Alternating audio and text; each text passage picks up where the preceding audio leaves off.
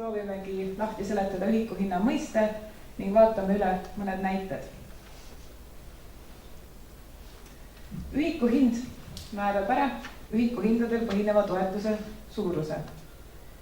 Ühikuhind on mingi projektis planeeritud ühiku ehk tükikese, milleks võib olla siis tööpäev, üritus, isiku osalus või muud sellist ja selle tükikese elluviimiseks eraldatud rahaline panus. Ühikuhind on fikseeritud ehk kindlasummaline ning kui selle ühiku aluseks olev asjaolu on ellu viidud, on toetuse saajal õigus kogu vastavale ühikuhinnale. Nii, lasen teil hetke seda seedida. Ja nüüd sellest minu viimasest lausest, et ühikuhind on fikseeritud ehk kindlasummaline, sellest saab kohe teha edasi järelduse, et tegelikult kulud ei võrdu ühikuhinnal põhinevate kuludega. See tähendab seda, et teie projekti juhtidena peate pidama paralleelselt kahte erinevat arvestust. Üks on raamatupidamislik arvestus, kus on teie reaalsed kulud ja kus te kogute dokumente vastavalt enda asutuse reeglitele. Ja teine on siis aruandluseks meie jaoks, kus te annate meile aru ühikuhindades, meil arvatud kahel erandlikul eelarvereal, millest me kohe varsti räägime, ja kus te kogute dokumente vastavalt kohustuslike dokumentide nõuetele, mis on toodud lisas 3. Vaatame selle ühikuhinna põhimõtte kinnistamiseks üle mõned näited. Tallinna ühikuhindade kool on saanud Erasmus Plus K2 projekti toetust ning sõidab partneri juurde Riiga projekti kohtumisele. Tallinna-Riia vahemaa on 280 kilomeetrit, millele vastav ühikuhind on 575 eurot osaleja kohta. Osalejal kulus selleks reisiks ja selleks kohtumiseks hoopis 500 eurot.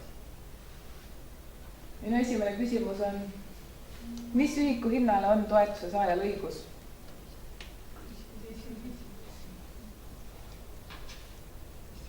$575 on õige vastus. Ja mis summa tuleb aruandesse panna? See samamoodi 575.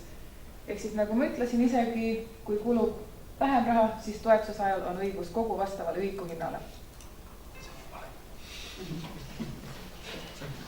Vaatame järgmist näidet. Kõik tekst on sama. Ühikuhind või toetus on ikkagi 575 eurot osaleja kohta, aga nüüd on osaleja kulud hoopis suuremad. Projekti kohtumisel osalemiseks kulud hoopis 600 eurot. Mis ühikuhinnale on toetuse saajal nüüd õigus? Väga tubli 575. Ja mis summa te panete aruandesse? Suurepärane, ma arvan, et see on üks esimesi avaseminare, kus ma ei kuule ühtegi vale vastust. Jah, 575 on mõlema küsimuse puhul õige vastus. Ja vaatame üle ka kolmanda näite. Nüüd on ühikuhindade koolil korraldada üks levitusüritus. Üritusele tuli 10 kohalikku projektivälist osalejat, ehk siis toetus oleks ühikuhindade järgi 1000 eurot. Aga ürituse korraldamine läks hoopiski kallimaks. Üritus maksis 1600 eurot. Mis ühikuhinnale on toetuse saajal õigus? 1000 on õige vastus. Ja mis te panete aruandesse? Suurepärane. Mul on tunne, et see ühikuhinna põhimõte tundub kõigile enam-vähem aru saada. Ja sellisel juhul vaatame üle veel ühikuhindades antava toetuse üldtingimused. Esimene üldtingimus on see, et ühikute aluseks olevad asjaolud peavad olema tekkinud ja loodud lepinguperioodil, mis tähendab seda, et näiteks projekti kohtumine peab toimuma lepinguperioodi jooksul. Teiseks, ühikute aluseks olevad asjaolud peavad olema projekti elluviimiseks vajalikud, mis tähendab seda, et projekti kohtumisele tuleb kaasata neid inimesi, kes on kaasatud ka projekti tegevustesse, mitte kõrvalisi isikuid. Ja kolmas üldtingimus on see, et ühikute arv peab olema määratletav ja dokumentidega tõendatud. Ja tõendamine käib siis igal eelarvereal veidike erinevalt ja selle juurde me kohe jõuame.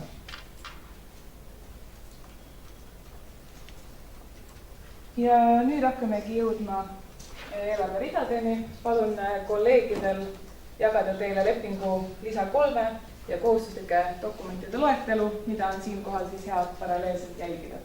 Siin olen välja toonud kõik võimalikud eelarveread. Nendeks on siis projekti juhtimine, elluviimine, rahvusvahelised projekti kohtumised, intellektuaalsed väljundid, levitusüritused, rahvusvahelised õppimise õpetamistegevused, erikulud ja erivajadusega seotud toetus. Ja vastavalt sellele, mida te olete taotlenud ning mida teile eraldati, nendest eelarveridadest moodustubki teie strateegilise koostöö projekti kogu toetus. Kõikidel projektidel ei pruugi olla kõikide eelarveridade toetus, aga jah, vastavalt sellele, mida te olete taotlenud ja mis teile eraldati, sellest moodustub teie projekti kogu toetus. Ja nüüd räägime kõikidest nendest eelarveridadest ükshaaval. Projekti juhtimise ja elluviimise toetus on mõeldud partnerite vahelise sujuva koostöö tagamiseks, levitusmaterjalide tootmiseks, virtuaalseks koostööks, partnerkohtumiste korraldamiseks ja kõikideks nendeks muudeks tegevusteks, mida ei kata teiste eelarveridade toetus. Toetus arvestatakse automaatselt, toetuse määramise aluseks on ühiku hind, ehk üks kuu on üks ühik, mille eest toetus määratakse ja see sõltub siis, toetuse suurus sõltub partnerite arvust ja projekti kestusest.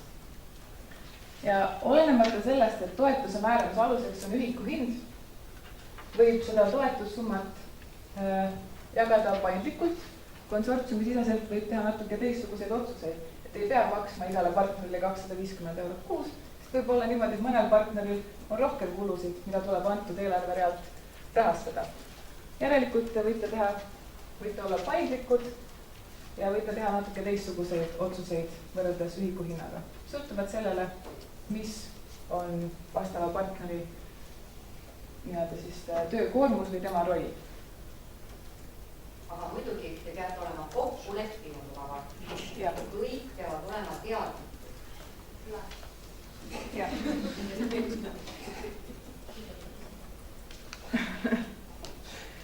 Jah, et soovitame, et kõik sellised kokkulepped partnerite vahel peaksid olema kirjalikud, et vältida hilisemad arusaamatused.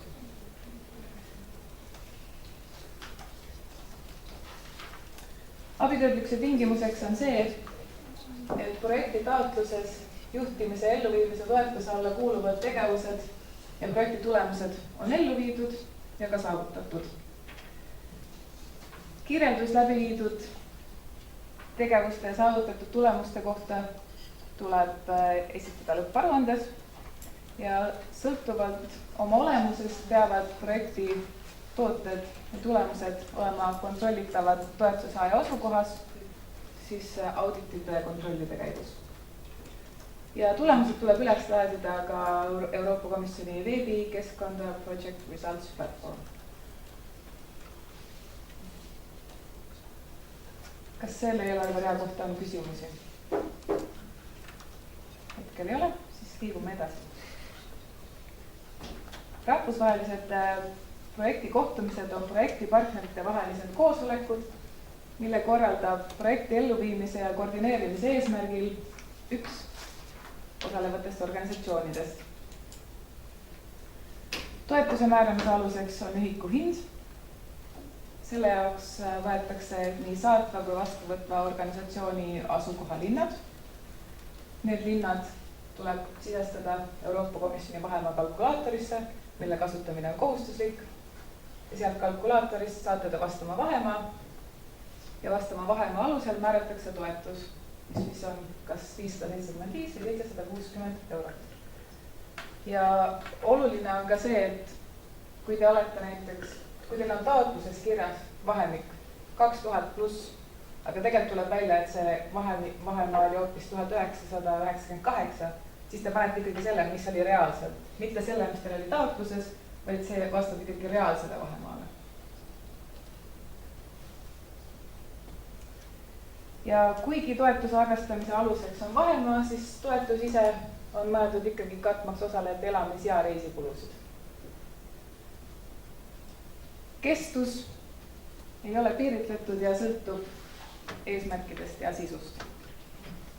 Ja toetusaajad peavad olema võimelised esitama kõikide projekti kohtumisel osalejate kohta tõendi osalevate organisatsioonidega. Ehk siis saavad osaleda ainult partnerorganisatsioonide liikmed. Abikõlblikkuse tingimuseks on see, et osaleja on kohtumisest osa võtnud. Tõendusdokumentidena esmatähtis osavõtjate nimekiri, mis on allkirjastatud nii vastuvõtja kui osalejate poolt. Nüüd erandjuhul tuleb esitada piletid või arved marsruudi tõendamiseks ja see on ainult juhul, kui on teine saatev, teine lähte- või sihtpunkt võrreldes asutuste asukohaga ja kui selle marsruudi muutumise tõttu muutub ka ühiku hind. Ehk siis ütleme, kui Tallinna Ülikoolist läheb inimene, kes tuleb Haapsalu kolledžist, ta sõidab kuskile Prantsusmaale ja see väike vahemaa võib mõjutada seda, kas see toetus on 575 või 760 ja kui nüüd selle tõttu, et ta tuleb hoopis Haapsalust, muutub see vahemaa suuremaks, siis tuleb esitada meile marsruudi tõendamiseks piletid või arved. Lisaks sellele tahame väga näha ka projekti kohtumise päevakava ning näidised dokumentidest, mida te kohtumisel kasutasite.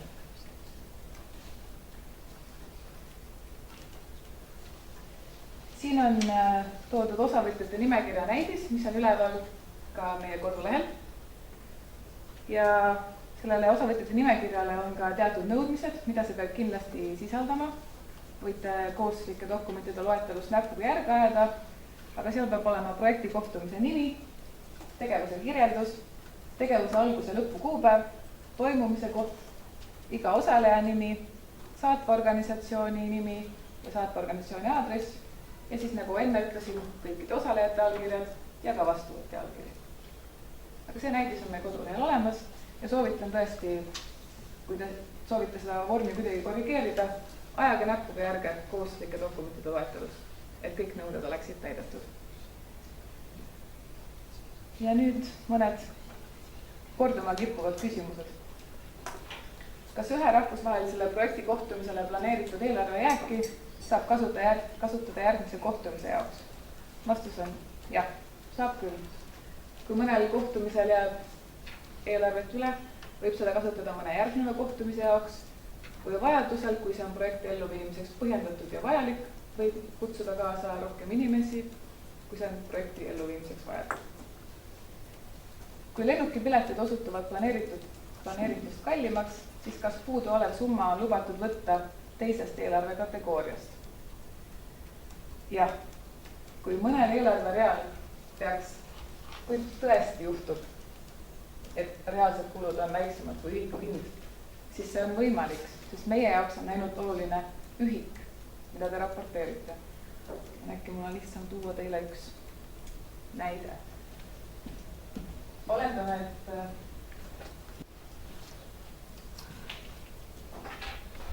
et projekti kohtumisel, nagu teeme levitusüritusel, nagu enne oli näha, siis ühiku hind oli 10 osalejat korda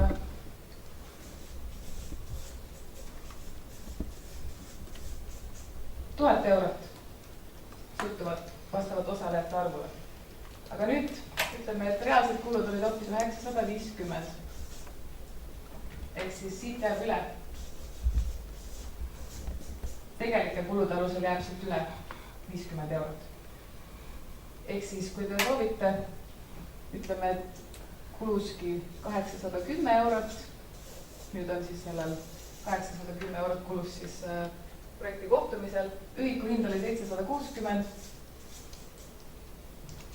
siis selle 50 eurot võib nii-öelda reaalsete kulude alusel siia ümber tõsta. Aga oluline on see, kuidas te raporteerite. Te ei saa meile raporteerida levitusürituse all seda 950. Siis te peate meile raporteerima ikkagi niimoodi, et te raporteerite meile 1000 eurot ja projekti kohtumiste 760. Näen, vähemalt mõni loobutab, mul on hea meel, et see oli arusaadav. ja kui ei olnud, siis võib hiljem tulla meiega rääkima, aga põhimõte on jah see, et sellised reaalsed kulud ei ole kunagi sama, mis on ühiku hind. Võib ikka juhtuda, et mõnes kohas läheb raha rohkem, mõnes kohas vähem, siis võib neid omavahel reaalsete kulude alusel ümber tõsta, aga ühiku hinda tuleb meile raporteerida õigesti. Ja isegi kui teil reaalselt kulus ainult 950 eurot, te ikkagi raporteerite meile 1000 eurot, sest see on vastavalt ühiku hinnale. Ja kui teil siin läheb 810 eurot 760 asemel, te ikkagi raporteerite meile seda 760, mis on ühiku hinna alusel antud eelarve reaalabikõlus. Nii, liigume edasi intellektuaalse väljundini. Intellektuaalne väljund on projektipartnerite koostöös loodav innovaatiline toode, näiteks e-õppe moodul, mille mõju peab ulatuma projektis osalevatest organisatsioonidest väljapoole. See on mõeldud lepinguliste töötajate tööjõukuludeks ja siin nota bene. Siit kaetakse ainult projektis osalevates organisatsioonides töölepingu alusel töötavate isikute kulud.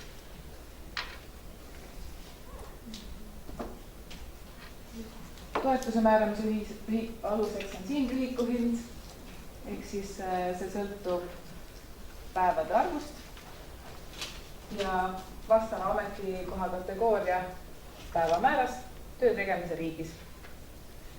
Kõik need ühiku hinnad on välja toodud lepingu lisas 4.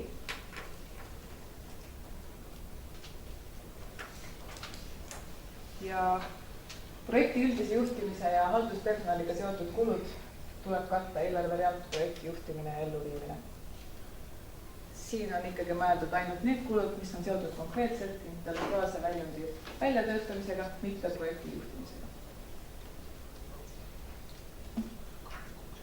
Abikõlblikkuse tingimuseks on see, et väljund või väljundid on välja töötatud, nii need on piisava kvaliteediga. Tõendid tehtud töödest laetakse üles veebikeskkonda Project Results Platform.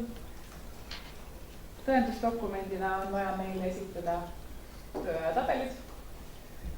Tööajatabelitel peab olema isiku nimi, ametikoha kategooria, kuupäevad ja töö tegemiseks kulunud päevade arv. See ametikoha kategooria, vaadake selle, et see on ikka kõikidel peal, sest vahepeal, kui need tööajatabelid on nii mitu, siis tuleb ette seda, et unustatakse mõnele tööajatabelile märkida, aga see peab olema kõikidel tööajatabelitel peal. Ja selle tööajatabeli allkirjastab siis töötegija ja töö vastuvõtja. Ja ametikoha kategooria sõltub siis antud isiku panusest projekti jaoks, mitte tema igapäevasest tööst, vaid just sellest, mida tema antud projekti jaoks teeb. Siis lisaks sellele on vaja kokku koguda tõendid isiku ja toetusaaja vaheliste õigussuhete kohta ehk töölepingud ja kõikide tööajatabelite kohta või kõikide kuude kohta, mille kohta on esitatud tööajatabel, on vaja kas palgalekke, väljamaksetõendit või väljavõte raamatupidamissüsteemist palgaarvestuse näol.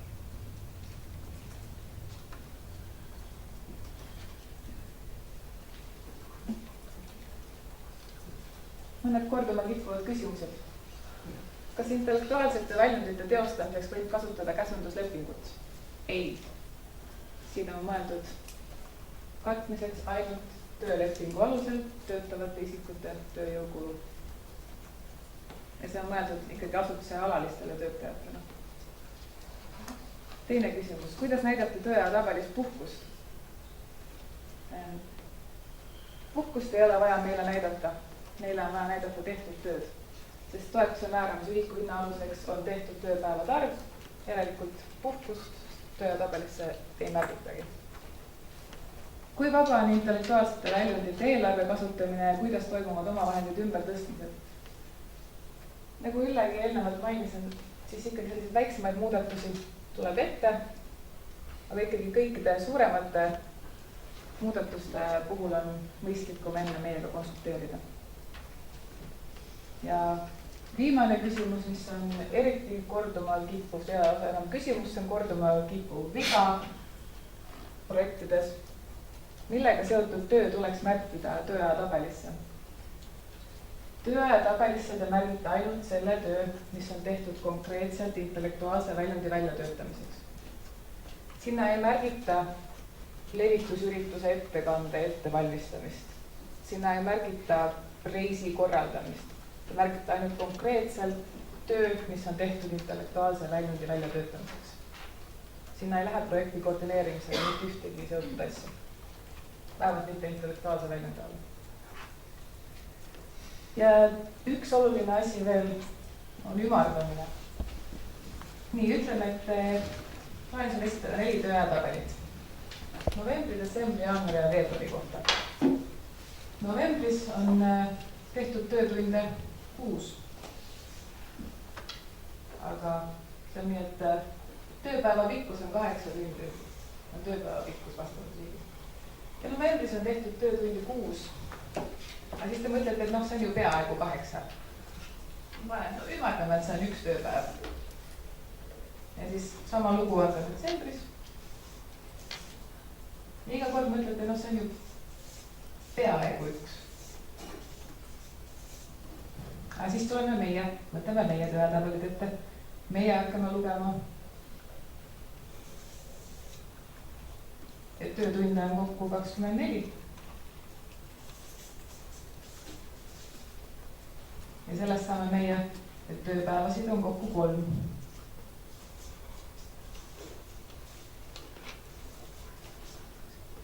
Ja siit tulebki juba väga suur vahe sisse, sest teie deklareerite meile, et tööpäevasid oli 4, sest et te olete vahepeal ümardanud. Aga meie saame siit kokku, et tööpäevasid oli hoopis 3. Levitusüritused. Siit kaetakse kulud, mis on seatud intellektuaalse väljundi jagamiseks ja levitamiseks korraldatavate ürituste läbiviimisega. Need on seotud otseselt intellektuaalse väljundiga, ehk kui projektis ei ole intellektuaalset väljundit. Ja levitusürituste eesmärk on oma toote tutvustamine laiemale publikule. Toimumiskohaks on riigid, kus asuvad projekti partnerid ja lisaks sellele toob programmi juhend välja ka mõned täiendavad linnad erandjuhtudel. Programmi juhendis on kirjas, et äärmiselt põhjendatud juhtudel võivad tegevused aset leida ka riikides, kus asuvad Euroopa Liidu institutsioonid, milleks on siis Brüssel, Frankfurt, Luksemburg, Strasbourg ja Haag.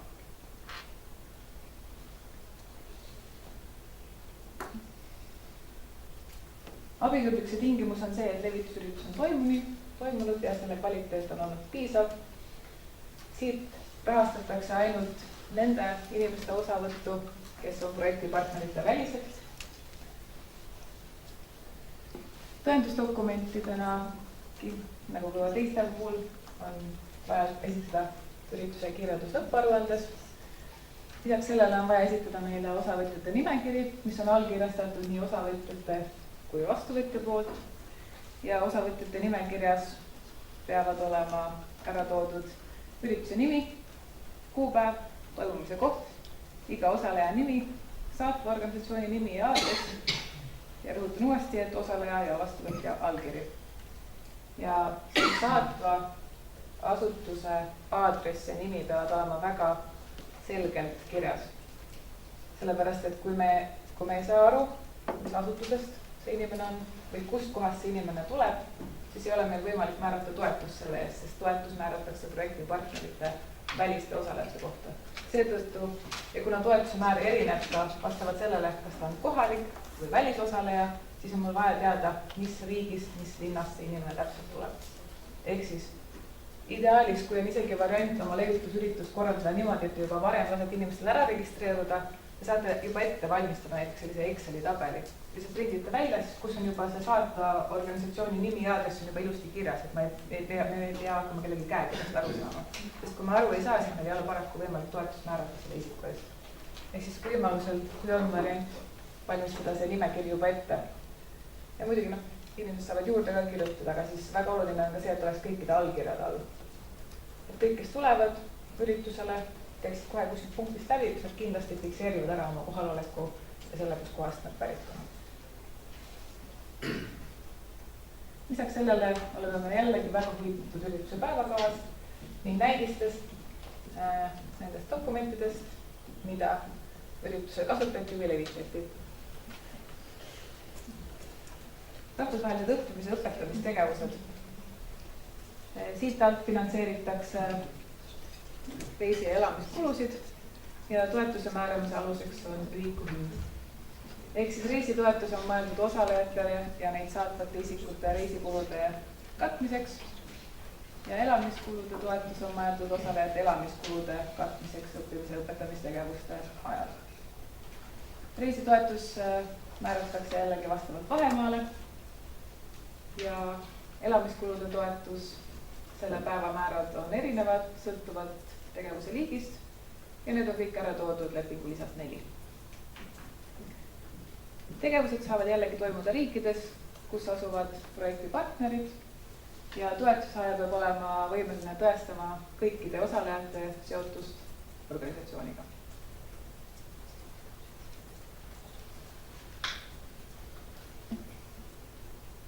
Abikõlblikkuse tingimuseks reisitoetuse puhul on see, et osaleja on tegevuses osalenud ja elamiskulude toetuse puhul, et õpiränne on kokku lepitud mahus ja tähtaegselt ellu viidud. Tõendusdokumentideks on nii reisi- kui elamiskulude toetuse puhul osavõtmise tõend või osavõtjate nimekiri ja see peab olema kindlasti vastuvõtja poolt allkirjastatud, peab sisaldama osaleja nime, tegevust ja algus- ja lõpukuupäevasid.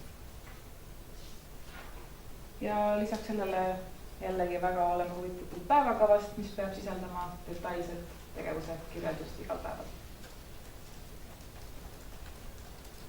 Korduma kippuvad küsimused. Millisest eelarve kategooriast peaks katma kohustusliku kindlustuskaitse?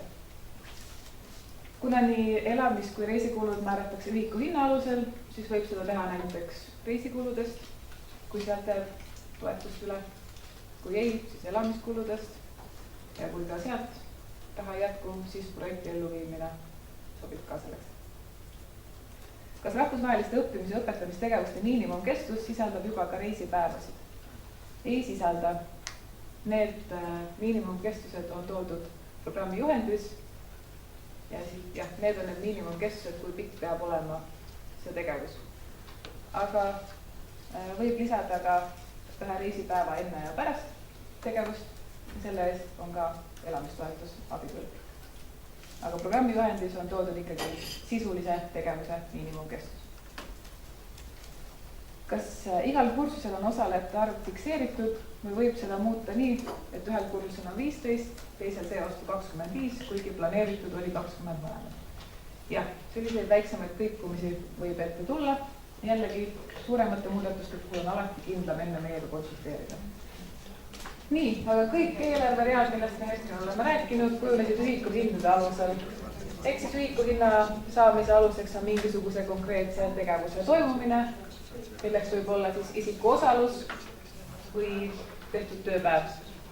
Kui see isik on osalenud, tehtud tööpäev on tehtud, on toetusajal õigus kogu vastavale ühikuhinnale, sõltumata sellest, mis oli reaalsed kulud. Ja nüüd liigume tegelikel kuludel põhinevate eelarveridadeni. Erikulud on seotud allhangete ja kaupade või teenuste ostmisega, mida põhjendatud juhtudel oma töötajad organisatsioonides pakkuda ei saa.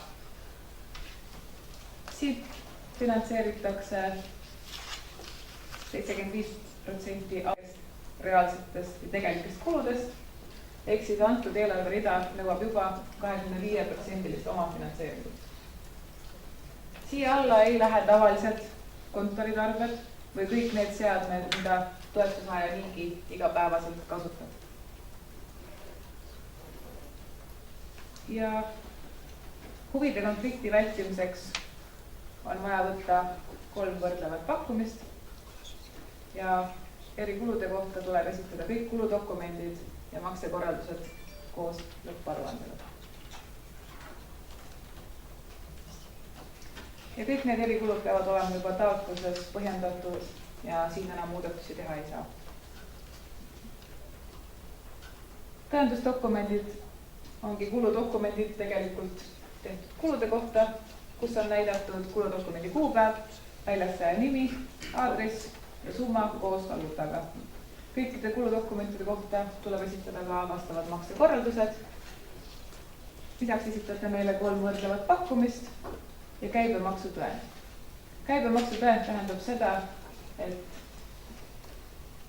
siit abikõlbmatu on käibemaks, mis organisatsioon saab riigilt tagasi ja selle kohta ongi meile vaja esitada tõend, et vastav organisatsioon, kellel erikulu oli, ei saa sellelt kulult käibemaksu riigilt tagasi.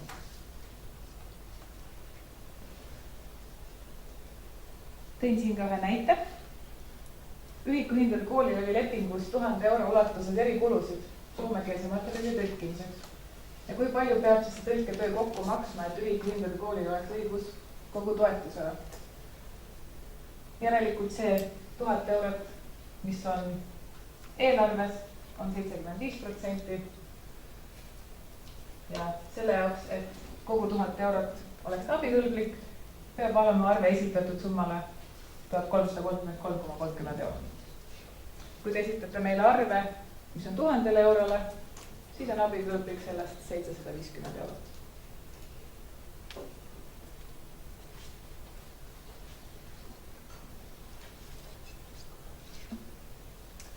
Ning viimaseks erivajadusega seotud toetus. Siit kaetakse erivajadusega osalejatega seotud kulud ja kõik need kulud peavad olema projekti tegevuste elluviimiseks vajalikud ja põhjendatud juhtudel käivad siia alla ka kulud, mis on otseselt seotud puuetega osalejaid saatvate isikute kuludega, kui need ei ole juba saanud rahastust eelnevalt reisitoetuse ja elamistoetuse alt. Need kulud on abikõlblikud juhul, kui isikute projektis osalemine ei oleks tehtud kulutusteta võimalik ja erinevalt erikuludest finantseerime me siin 100% abikõlblikest kuludest, ehk siin ei ole seda 25% omafinantseeringu nõuet. Tõendusdokumentidena on samamoodi nagu erikulude puhul kuludokument, maksekorraldus, siin lisandub erivajaduste tõend ja samuti ka käibemakse tõend, kuna tegu on reaalsete kuludega. Ja viimasena, kõige viimasena toon välja mõned abikõlbmatud kulud. Siin on välja toodud ainult mõned nendest, soovitan juurde lugeda lepingu ülal toodud punktis.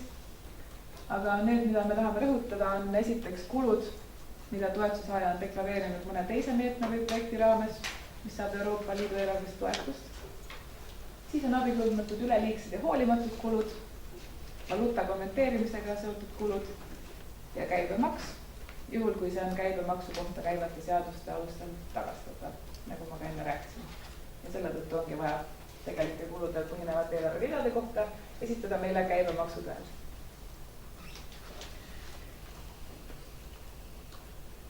Soovin teile edu projekti elluviimisel ja dokumentide kohta tahan öelda veel nii palju, et kõik need dokumendid, millest ma rääkisin, peavad teil olema olemas, aga koos lõpparuandega neid esitama esialgu ei pea. Me küsime kõiki neid dokumente juurde vastavalt sellele, milline kontrolliliik teile osaks saab.